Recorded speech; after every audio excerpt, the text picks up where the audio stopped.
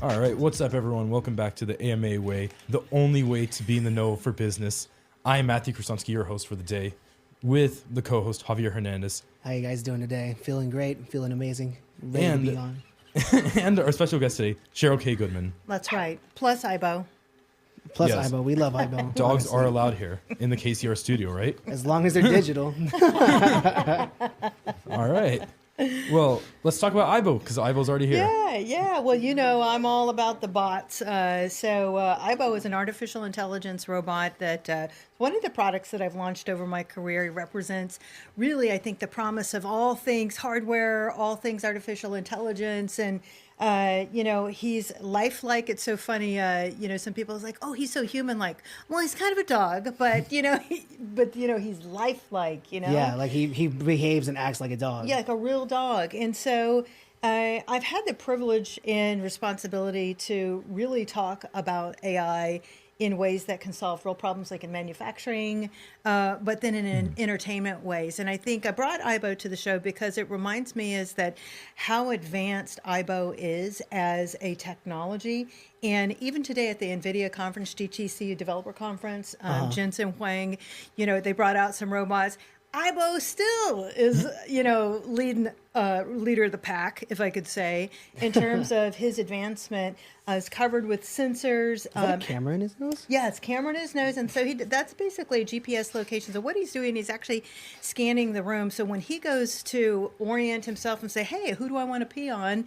He's like mapping the room, It's being sent back, to the servers in Japan, powered by Qualcomm technology as well for the connectivity, haptics, so that's touch, so he understands the feedback. But in Japan, they were launched for emotional support robots, so for elderly populations. Right. And in the U.S., it was launched not as a kids product, very hard to market kids products, but really as a early adopter fascination item for people who really love robotics. And I'm someone that's crazy about robots. Yeah, so about AI, like this is just a really great example of it, like just how far it is and how far it's come.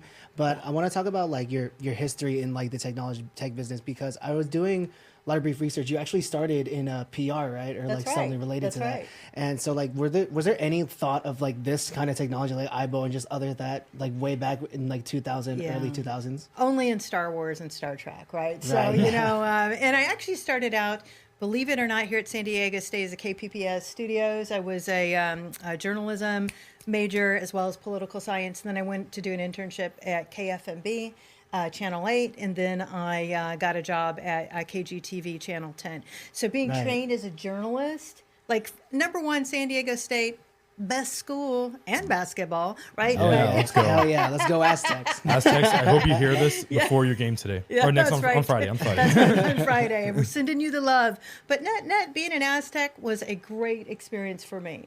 And so what was even a better experience, especially speaking to anyone that's interested in marketing, is from the AMA perspective, is as Matthew and I were discussing the other day, is you can have the best product in the world. If you don't have marketers telling the story, it's dead in the water. So I fundamentally believe that marketers have to be, today in the AI age, you got a little bit of everything. You're like a Swiss Army knife, Yeah, right? I like that too, because personally I'm a journalism major too, and so like I was getting involved with AMA too through Matthew, and like he's telling me all these things that your findings, things that he's learning about in like the business world. But being me, like I'm not super into business, I'm not super into tech, so I don't hear any of it half the time. Yeah. So like to touch on your point, that's definitely like if you don't have anybody on your marketing team pushing that product, it's really not gonna catch as much ground as it could. Yeah, it's not going to. I mean, then maybe there are some exceptions, but by and large, especially vice chair of Startup San Diego, I spent a lot of time counseling startups, and I always say, you really got to figure out what those campaigns are. And so I would say, at the end of the day, what I think about AI and where we are, it's a journalist's dream. In many, many ways. It's a marketer's dream. Right. In many, many ways. But it has the potential to be a very negative thing too. So, as you know, I'm writing a book, and this is the book, How to Win Friends. This is a dummy book. The real one doesn't come out until the end of April. We'll be coming out on the 24th of April, by the way. 24th of April. Keep an eye out for that. That's really exciting. So How to Win Friends and Influence Robots. So that's the dummy book. But bottom line is it really talks about is that we are at such a pivot point in terms of the way the world of work is going to look. So if you're graduating right now, it's kind of like, it's got to be like an intense time. Yeah, because you're learning, but you're also learning to adapt at the same time because things are changing. They are And they should also changing. learn how to use these tools, not be afraid of them, right? Absolutely, absolutely. And how they work, is probably the most important thing there. I think we all can kind of, peck around and figure out ChatGPT or, like in my book, and as Matthew knows, having gone through the course that I teach, is there's all kinds of great large language models out there, but they can be dangerous if they're not equitable and they're not balanced. I just came back from South by Southwest.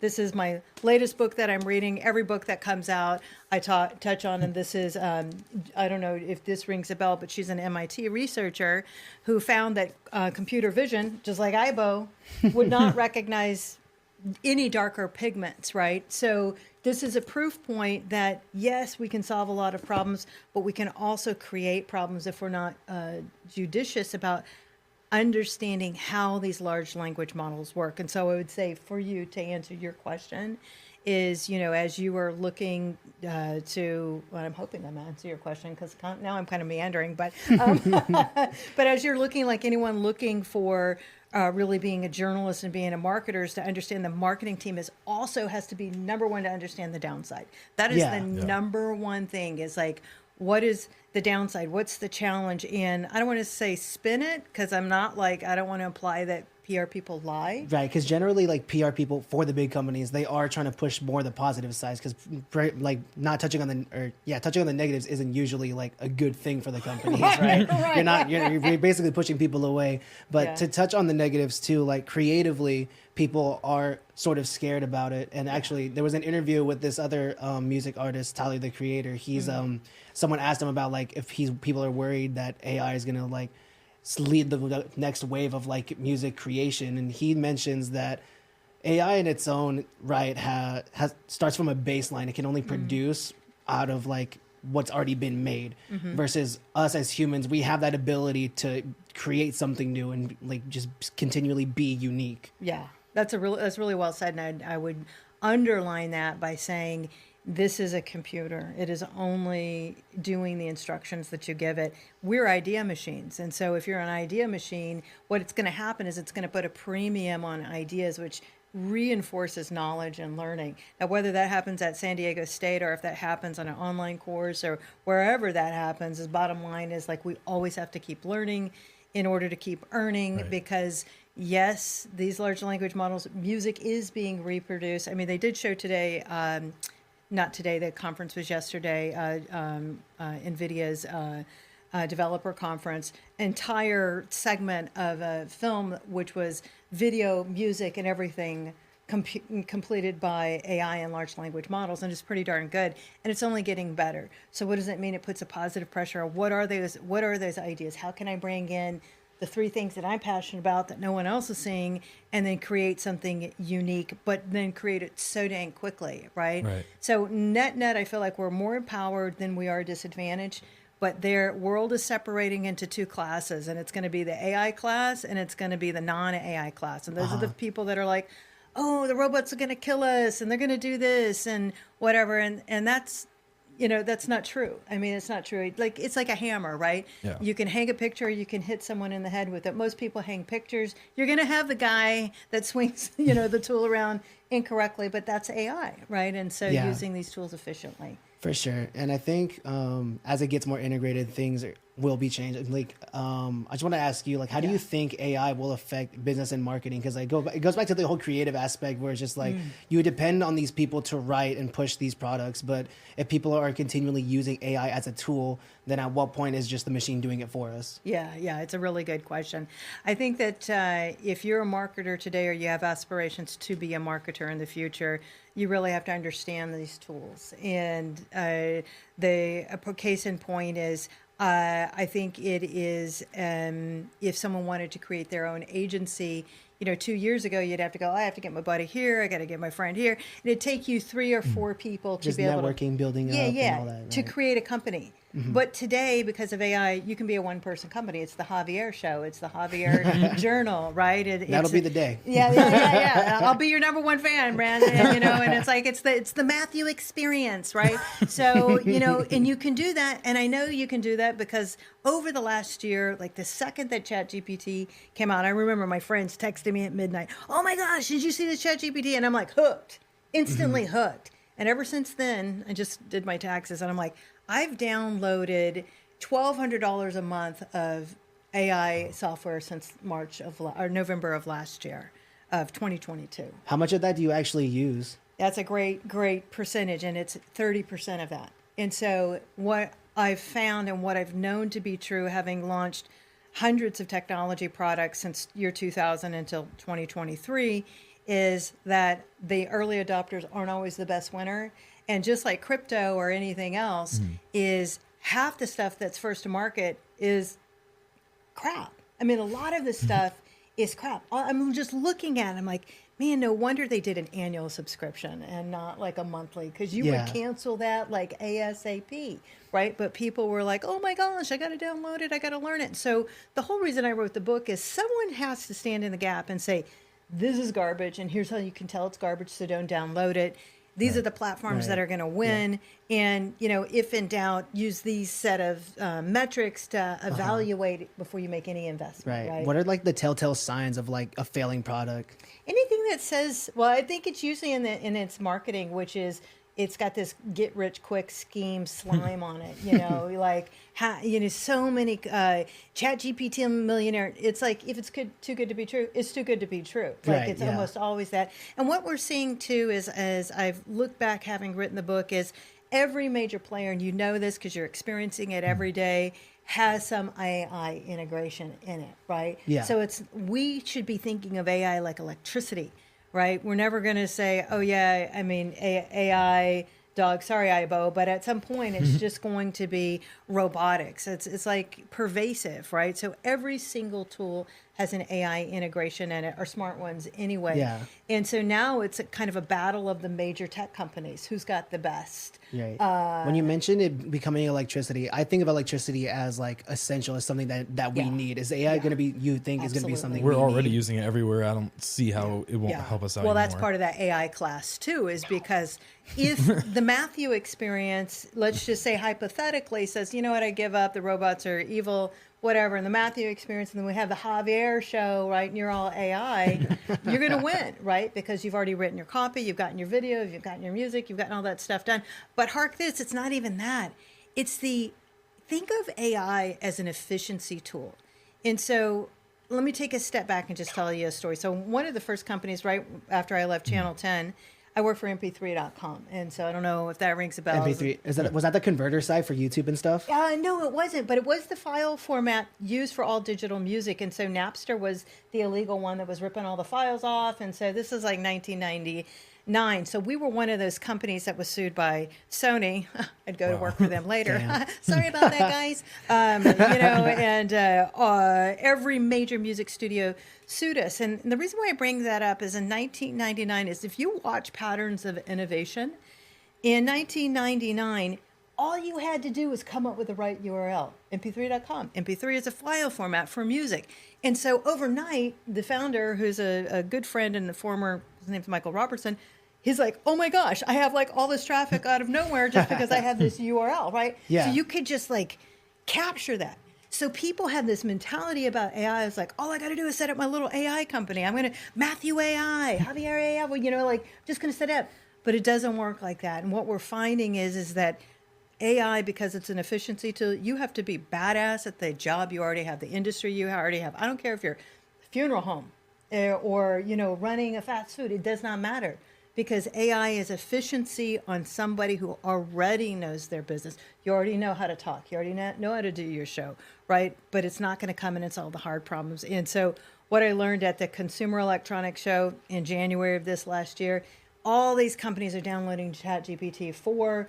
They're wrapping these businesses around them. They're like all these little AI companies. And I promise you by the end of the year, if not sooner, they'll all be out of business or dead. So like they're taking their ideas and then they're putting it in these AI to create another idea or to make it like a more efficient like method. Well, they think let's take the funeral industry, for example. It's kind of a dead topic, but the funeral industry is Quite literally. there's a lot of money to be made in the funeral industry. But if you think about it, the funeral industry, it is not a dying business, and it is. When would someone ever need to write a book in 3 days? Can you ever imagine when that would be? Well, that would be in a funeral. What if you wanted to write a legacy book about your grandpa? When he died, that's the only time that you would need something that quickly. Otherwise, you really have to understand, gosh, what is the nuances of disposing of a body? How do you get a death certificate? I'm just going through the business, right? So as a business owner, you have to look at the whole business and say, my database, my mail list, my inventory of caskets, it's really kind of the boring stuff of automation of inventory, as also evaluating the entire life cycle of your business. AI is only automation. And when we start talking about generative AI, that's when we're talking about the creators, So right? let's talk about some generative AI. Yeah. Sora. Oh, Sora. Right, yeah. saw AI that. Sora, I've heard, is advancing in scarily fast from what I've heard. There are some parts that don't look too good, but for the most part, it does look amazing. Yeah. I remember way seeing- better than real life. Oh, it's Yeah. pretty impressive. When it first came out, the amazing AMA San Diego State team was like, "Hey, Goodman, you need to go drop a video on it." And I remember just looking at all of this, and I'm thinking, this is scary, right? It is scary if you're a video producer, or if Yeah. you're a content creator, but the reality is that there are still things that are happening in the ecosystem that I think are important, more important than lost jobs. It goes back to ideas, great ideas, creators. Who's putting the input of the 3D paper turtles? That's the video that I liked. Someone had to come up with that. But I want you to think about this too, and I don't want to shift too far away from generative AI. Again, kind of reinforcing AI and automation is one thing versus generative AI and creating new things. But I want you to think about this is that why is this even happening? And it's happening because of the computational power of companies like NVIDIA. Right? It's just the processing power, accelerating, computing is making all of these things capable, right? And so we've just leapt light years in the last few years on that. And I think as students, as potential employees, I would be looking at companies that are in that ecosystem, semiconductors, that are in that industry, because I think or data science and if you're not going that way, then to think what does that industry or ecosystem need, right? So would you compare ChatGPT to more of a automative, or is it more generative? It's more generative because Okay. you can do these plugins too. So if you want to go in Yeah. there and create a chatbot, I have a little chatbot that I named after my twin sister, who happens to be a minister. So I'm like, Holy Cindy. I got Holy Cindy. Anytime I'm ethically conflicted, I ask Holy Cindy, because she's usually busy doing something, right? So Yeah. so I go in there, and so I basically have pre-programmed her everything that she would say. Well, what did I put? I gave her the Bible. I gave her all of these books. You just upload and you build this model of an individual, right? And so she is, because of what I've input into her, is I will ask her a question. I'm like, write me a 3-part paragraph about the ethics of generative AI for video producers and the displacement of those jobs, right? So she's just going to rattle that out. So we get to customize these bots, it's basically advanced prompting, right? So that got me thinking, actually, what if we Yeah. combine that with Sora, so you could get a video call with your sister? Totally. Oh, It'll be totally. talking to Yeah, Cindy so when she's at not one even point, there. would these combine and just becomes its own individual? I think that's what they're trying to do. We could already combine Dolly and ChatGPT. You can, and I will say this. So one of the things that I do in the book is really talk about the 6-part strategy of prompting. Remember, because we're talking to bots, you have to understand the context. You have to be very explicit. So I absolutely believe in this formula. Even following that formula, we've still not arrived. We've still not arrived on generative AI, on images and videos. It's fascinating. It's cool. But I will tell you, and I wish the listening audience could raise their hand and confirm, but we're kind of like what we would call in this trial of disillusionment. So in November when it launched, everyone's like, oh my gosh, ChatGPT, it's crazy. Everyone downloaded it within days, the most downloaded ever. Everyone's on their phones trying to figure it out, going, oh my gosh, I'm going to fire that copywriter on my team. Yeah, I'm going to take that really hard class because now I got a little buddy to help me write that essay. They have AI checkers now too, and like a lot of people were mad about that because they can't cheat anymore. And I think even Wait, so how did this work though? How did AI checkers work? Initially it started as just like a school project for this guy. Like I think he was also in a computer class, and then it worked so well that like I think some school or like other people adopted it and like bought it off him for almost like thousands, probably even millions. Wow. So I don't know. I think they're just too afraid of it. Maybe it could help them. Yeah. I don't know. Yeah. Well, I don't know too much on it, but I just know like that's already been made, like an anti-AI. Like my there's tons of them. Yeah, my history teacher last semester, he used that to like check all papers. Yeah, wow. and I think I don't know that I agree with that because the reality is a lot of how I see these things like ChatGPT and Claude and Anthropic and all these other great LLMs is that to me they're really just completing the sentence, dotting the I's, getting the grammar right. You're still able to focus on your idea. And so I'm not sure that I agree with that totally. And I will say this is I fear for anyone that is in too opposition of AI because where efficiency is code word for money. And we are a capitalist society and economy. Yeah. This is the United States of America. And it is the holy dollar, as that's what we're measuring on. So if there is efficiency and you don't have to hire as many people, you're not, right? So it is going to put burden on folks to really understand these tools and have exponential output. So anyone who's trying it and trialing it, I'm so pro go and learn these tools. But actually, it's not even like learn the tools. What I like to say, understanding them. Yeah, understanding it's like a capability. It's like riding a bike or learning how to swim. It's like this. Or just being knowledgeable, right? Yeah, that's why whenever I open like a chatbot, I say, "How are you doing?"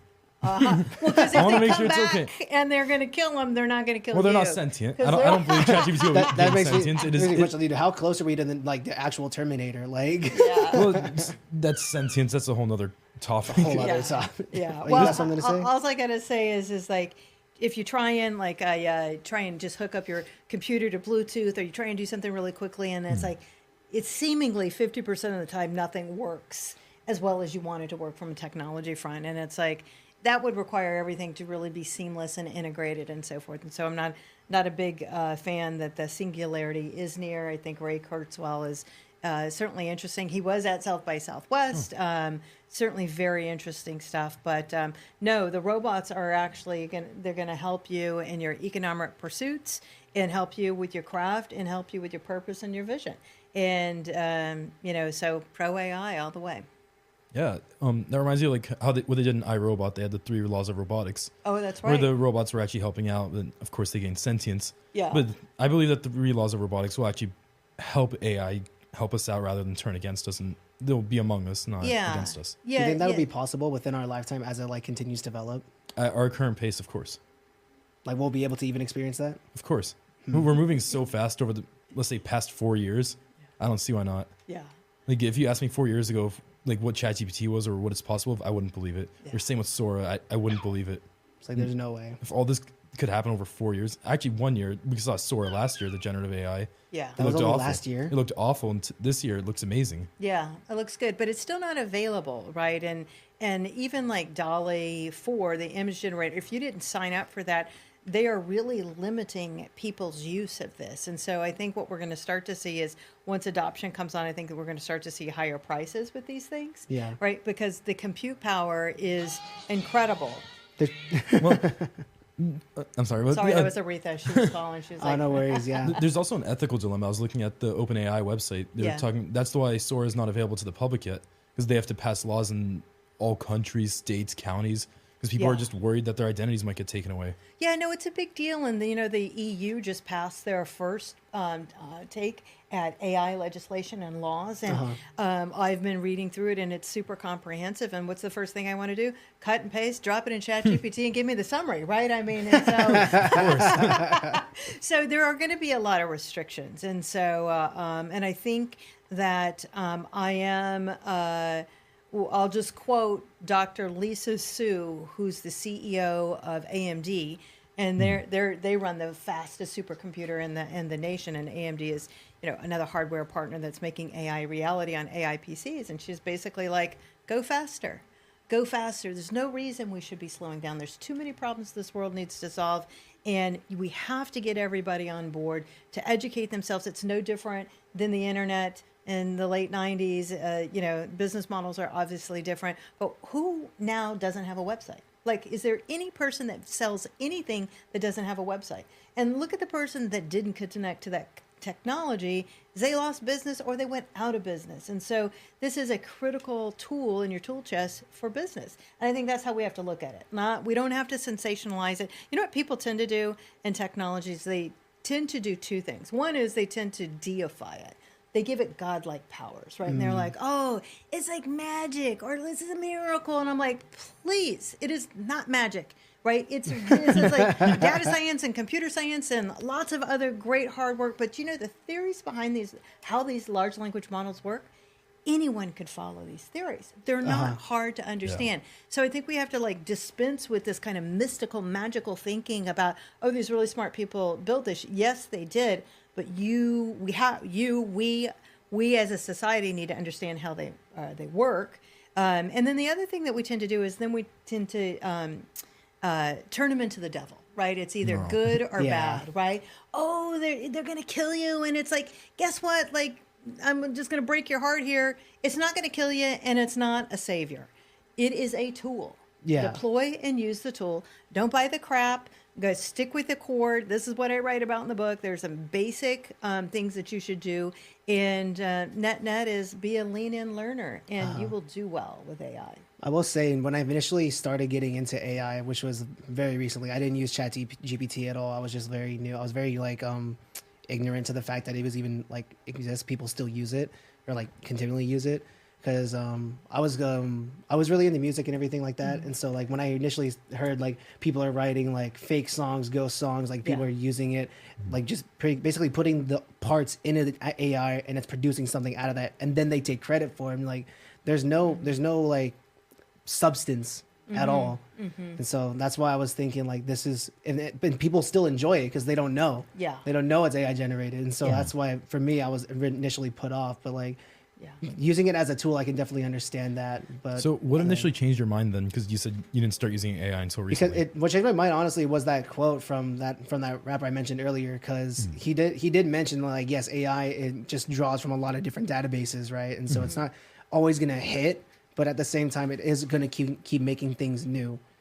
But then for things to really have true substance, for people to really connect with it, you need that humanity to it. And so that's why I kind of I'm still not super siding with AI and creativity, but I understand why people use it. Yeah. Keep this in thought, because I think this is something that's not often talked about, is a large language model is just a mechanism why you can create something that will generate. It really isn't what you feed it. So in the case of ChatGPT, they hoovered up most of the internet, which there's a lot of crap out there, there's a lot of garbage, and so they really struggled in the early days to get it right. You could build your own. We could have Javier LLM, right? It's all your beats, all of the things that you like, everything that you like, and then you can be creating within your own large language model, and you're basically not taking from anything. So it's the mechanism by the way that this works is phenomenally powerful. And you have the power to create your own. And this is what companies are trying to figure out. How do we create our own LLM with our own data, right? So that's why this is so powerful, the container of how these things work, which is why, I'm just once you understand how these things work, you'll be on fire. And as Matthew Incorporated goes global and intergalactic, he's going to hire somebody. Intergalactic. You're going to go to space, first, bro. Let me get some of that money, man. Yes, that's right. That's right. So we're going to be using the ChatGPT Matthew app, but the tools are phenomenal for business generation. So, right, Ibo? Patenting that right now. And Ibo 3 will be my pet. Ibo There 3. you go. I'm There skipping you the go. second one. I'm There rolling you straight to the go. third. It'll run smoother. It'll have even better mechanics. Yeah. He's like got his ears up, like what? He's like, upgrades? No way. Oh, yeah. Definitely some upgrades coming soon. Yeah, it's awesome stuff. Yeah. But There's definitely many things to look forward to, and I think people do have the right to like be a little put off, but I think it is at that point where it is just going to be a part of our everyday life at some point. yeah, and I would say you're absolutely right. Just double click on that a bit. People will lose their jobs, but there will be more jobs created. If you look at the history in my book, in my That's course, I go right. through I the didn't think of chart that. of innovation. Right, every single time, every major innovation that has happened, iPhone, the ones that I've experienced, from the internet to the iPhone to the smartphone, every single one of the very similar things, right? Because what do people do? Oh, it's terrible, or it's great, right? It's just the progression.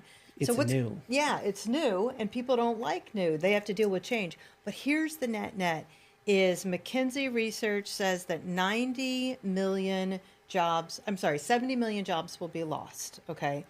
And that 90 million jobs will be created. So that's 20 more million jobs. Now, the challenge is this is going to happen over the next 3 to 5 years. No one really knows. But we're already starting to see people being laid off, right?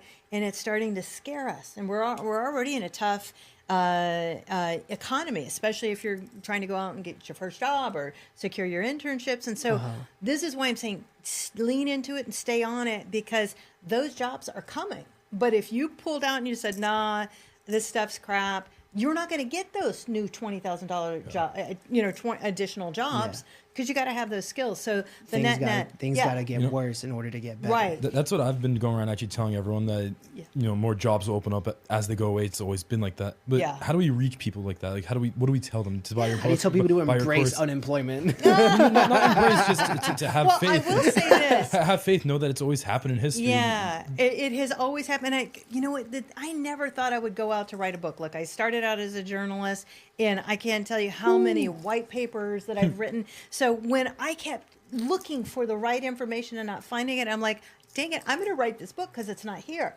right? And so I started compiling it. And I do think that we do have a fractured environment right now. There's not enough education on practical AI. What I will say is the tools to use to be able to create and generate, like prop up that funeral business, prop up whatever your pizza business. It doesn't matter what the business is. There's not enough education there. This is why I wrote the book, right? Now, I think governments and schools are coming alongside. Like they're trying to figure it out. But I'll tell you, it's like, how fast does the government move? How fast does San Diego State move? No offense, Monty Montezuma, love you, but institutions are like turning around the Titanic. The ship is like, it's too fast. So we have to go to people that have been in AI, that have worked in AI, that have watched technology diffusion to say, listen, if I can just... Individuals that have been there from the start. Yeah, been there from the start. And it's like, I'm not an engineer. Which you I'm not a can computer. find in this book, which will be That dropping is right. in April. April 24th to be. April 24th. But in the And meantime... course is already up, by the way. Yeah, so I'm doing the courses now, the hour-long course. We're going to do one April 11th. And this is a dual course, and it's going to be on AI tools, but then that balance of screen time, because what I was saying, I want to get this one point out, is that, so remember what I was saying, it's like the technology as it grows, more jobs are going to be created. Like we know that is happening. Yeah. But what has happened now, we're in this phase called the trial of disillusionment, right? So you're like, oh my gosh, I downloaded all these apps and I'm having all this fun. And then now it's starting to cool off. And you know why? Because the tools, it's not that these tools aren't inefficient, is that the buzz is starting to wear off. And people are now like, okay, I've spent a lot of money on these apps. I can do a few parlor tricks with this, but it's not really moving my business forward. And you know why that is? It's because there's not enough content out there that says, hey, here's how you do a Zapier plugin to get your automated email list, to drop into your Excel spreadsheet, to then hit and populate your social media, to then, that's how you run the business when all these systems start talking to each other, right? So there's not enough of that content out there. And this is what we talk about at Startup San Diego. On March 21st, I'll be doing a show with a CPG company that's a consumer product goods company. And we're going to walk through what does it take to take a business and make them AI ready. We're going to give them a glow up. So I'm all about glowing up regular business, because the mom and pop shops, they don't have like a chief innovation officer saying, oh no, here's the tools we procured for you and here's the LLM custom for us. They're like, I got ChatGPT, I'm spending $20 a month, my wife stays up all night till 2 a.m. trying to figure out this copy, the dolly, that the thing still has 90 fingers, like this stuff's not cool, right? Like we're not to the point where everyone's loving it 100%. And that's not because the tools don't have the potential. There's not enough curated information about how to get the most out of these tools. That's why I dropped the book. And it's more of a social justice thing in many ways. I mean, I'm a bleeding heart because at the end of the day, I feel like what makes us cool is humanity, people being together, our original ideas, and using these tools to help people have choice through money. That is what I'm about. And this is all about making the right choice. AI will be there to help us. Absolutely. Embrace the changes, embrace AI, and be on the lookout for this new book in April. Be on the lookout for your classes, hour-long classes, and dropping how often? Right now, I have one on the 22nd, and then I have one on April 11th. Save the dates. Yes, Save yes. the dates. And then pretty soon be it's live courses now. Yes, so Kajabi courses will launch in the first week of April, so then you can download it and do it on your own. Sounds like a plan. Thank you so much for coming on the show. It was really informative. Thank you so much. Yes. Well, I'm inspired by Javier and Matthew, and hey, producer over there getting the snaps. We see you. Shout out Valeria for the content. That's right. Valeria's killing it. And thank you, the American Marketing Association, for setting up this whole podcast and for us. thank you, KCR College Radio, for letting us use their podcast studio. And our sponsor, Oku Energy. Right on. Oku is the best. Yes, they The are. best natural caffeine supplement. That's right. That's right. Well, thank you again, Cheryl. It was really good meeting Thank you. And tune in next time on the next episode of the AMA Way.